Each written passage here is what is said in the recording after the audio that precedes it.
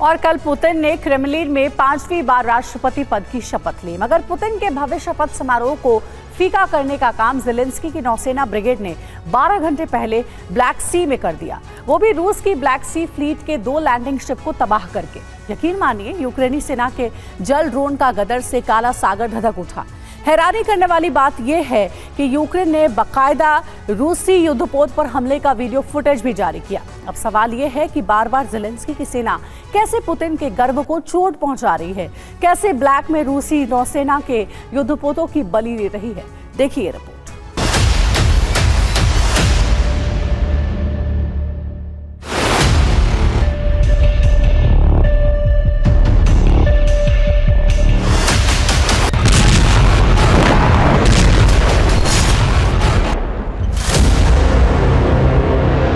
जैसे ही मॉस्को के red square में मौजूद क्लॉक टावर पर दोपहर के 12 बजे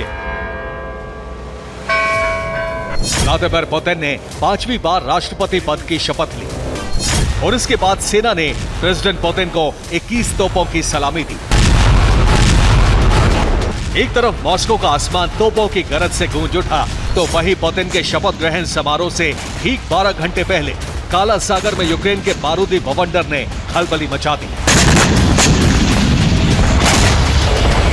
बीती रात यूक्रेन के नेवल ड्रोन्स ने काला सागर में फिर से भीषण गदर मचाया। रूस की ब्लैक सी फ्लीट पर फुल फ्लेजेड आक्रमण किया, जिसका नतीजा यह हुआ कि रूसी नौसेना के 2 लैंडिंग शिप समंदर में तबाह हो गए। यूक्रेन ने लैंडिंग बोर्ड पर सी बेबी ड्रोन से अटैक किया। वहीं यूक्रेन ने जल ड्रोन, एंटी एयरक्राफ्ट मिसाइलें भी दागी। नाइट विजन कैमरे से ली गई ये तस्वीरें यूक्रेन के कामिकाज़े नेवल ड्रोन ने कैप्चर की।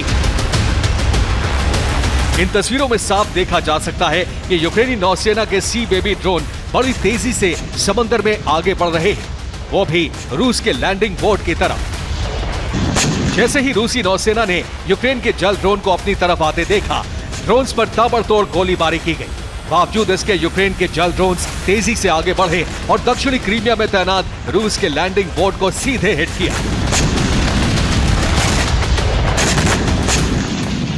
इसी के साथ ही जोरदार धमाका हुआ, आसमान में बारूदी गुबार उठने लगा। पुतिन की 5वीं शपथ से पहले काला सागर में यूक्रेन के बारूदी ट्रेलर ने क्रेमलिन में सनसनी मचा दी।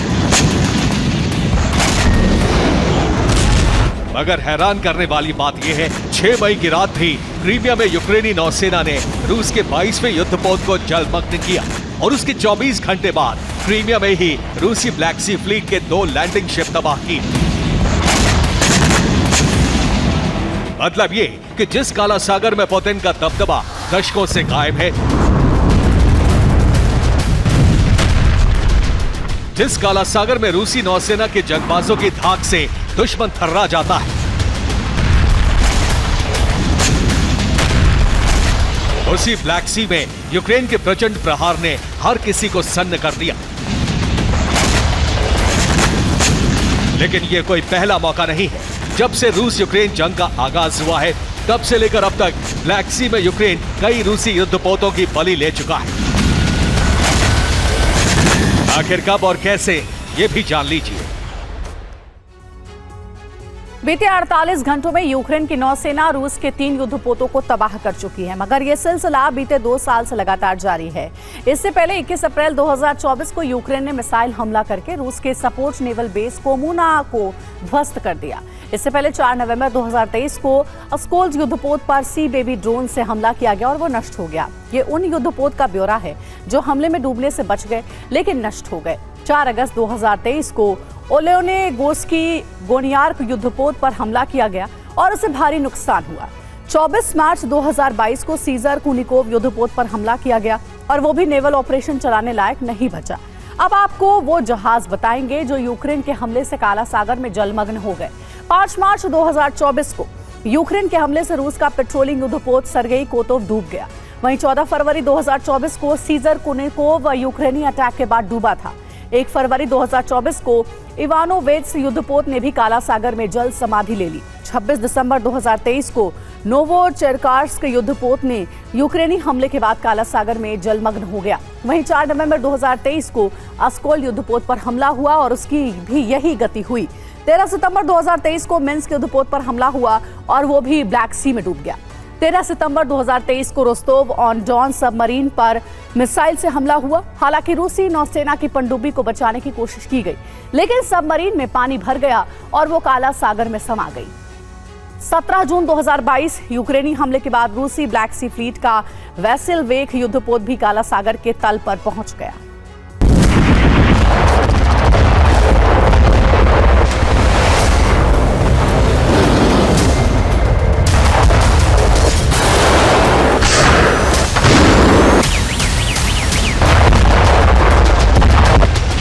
वैसे तो जमीनी जंग हो या फिर आसमान में वार पलटवार, पुतिन सेना के आगे यूक्रेन जैसे अदने से मुल्क का टिकना नामुमकिन है।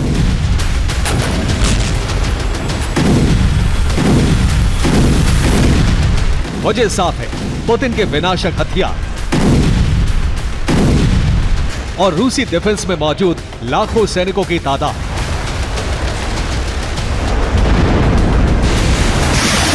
लेकिन समंदर वाले फ्रंट पर यूक्रेन लगातार रूस को सरेंडर करने पर मजबूर कर दे रहा है।